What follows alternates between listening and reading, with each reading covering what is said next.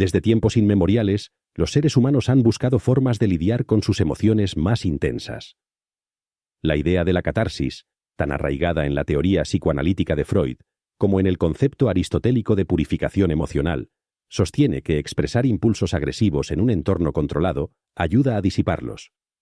En otras palabras, si alguien libera su enojo en el momento y contexto adecuados, debería sentirse más aliviado y menos propenso a actuar con violencia en el futuro.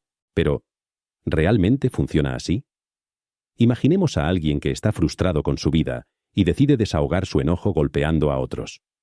La teoría de la catarsis diría que esto debería calmarlo, pero la realidad suele ser más compleja. En muchos casos, la violencia deja secuelas, no solo en las víctimas, sino también en el agresor.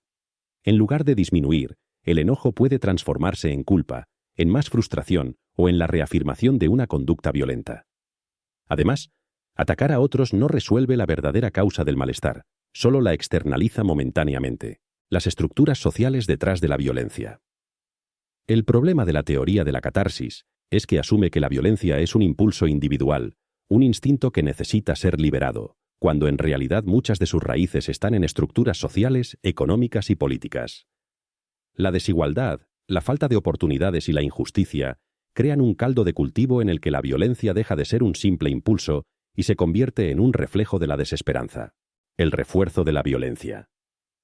Si la catarsis funcionara como un método efectivo de control, la violencia disminuiría tras su expresión. Sin embargo, el mundo nos muestra lo contrario. Pensemos en los estadios de fútbol en Latinoamérica. Cada semana hay peleas entre aficionados, y en lugar de calmarse, estos enfrentamientos se repiten una y otra vez. Si la expresión violenta por sí sola fuera suficiente, bastaría una sola pelea para desahogarse.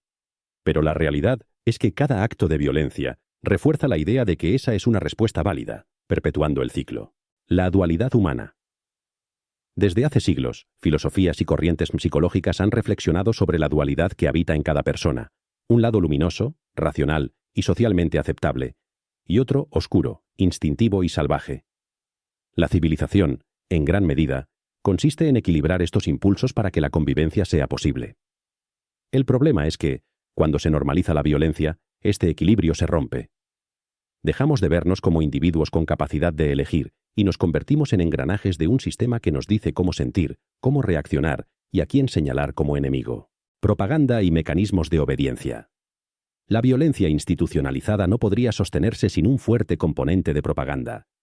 Para que la sociedad acepte la violencia como algo necesario o inevitable, las élites construyen discursos en los que la presentan como un mal menor, una herramienta para mantener el orden, reducir la criminalidad o fortalecer la economía. Este tipo de propaganda tiene efectos psicológicos profundos y se apoya en tres mecanismos principales. Obediencia a la autoridad. Experimentamos un fuerte impulso a seguir órdenes de figuras de autoridad, incluso cuando esas órdenes van en contra de nuestros valores. El experimento de Milgram lo demostró claramente. Muchas personas están dispuestas a infligir daño si alguien con autoridad se los ordena. Transformación de la percepción. Cuando la violencia se justifica como una necesidad para la estabilidad social, dejamos de verla como algo cruel y la aceptamos como un deber. Nos convencemos de que no somos agresores, sino ciudadanos responsables. Contagio social. Una vez que la violencia ha sido racionalizada y aceptada por la mayoría, se convierte en norma. La presión social empuja a la gente a seguir la corriente, incluso cuando en el fondo sienten que está mal. La indiferencia del privilegio. Quienes no se ven afectados directamente por la violencia suelen ignorarla. Es fácil apoyar un algo cuando sus consecuencias no afectan nuestra vida diaria. Pero el hecho de que algo no nos toque personalmente no significa que no exista o que no sea un problema. El dilema moral aparece cuando la crisis llega a nuestra puerta. ¿Cuánto tiempo hace falta para que nos demos cuenta de que algo está mal? Las injusticias no persisten solo por quienes las cometen, sino también por la indiferencia de quienes tienen el poder de hacer algo y eligen no hacerlo. La elección moral fundamental.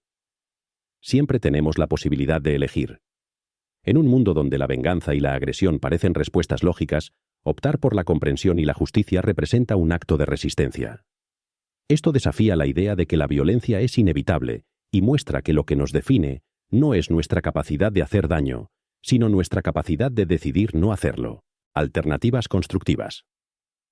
Si realmente queremos reducir la violencia, debemos ir a su raíz. La frustración y el enojo surgen de condiciones sociales que empujan a la gente al límite.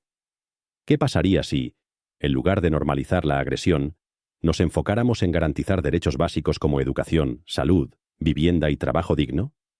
La violencia no es una necesidad humana ineludible, sino el reflejo de un sistema que ha fallado en ofrecer alternativas. Si cambiamos esto, podríamos crear una sociedad donde la violencia no sea vista como solución ni como destino, sino como lo que realmente es, un fracaso que podemos evitar. La violencia, la catarsis, la moralidad, son dilemas que nos atraviesan y que no tienen respuestas fáciles. Pero en el dilema humano seguimos explorándolos juntos. Si este episodio te hizo reflexionar, suscríbete y acompáñanos en este viaje hacia las reflexiones más incómodas pero necesarias. Comparte este episodio con alguien que también disfrute cuestionar el mundo en el que vivimos. Nos escuchamos en el próximo episodio.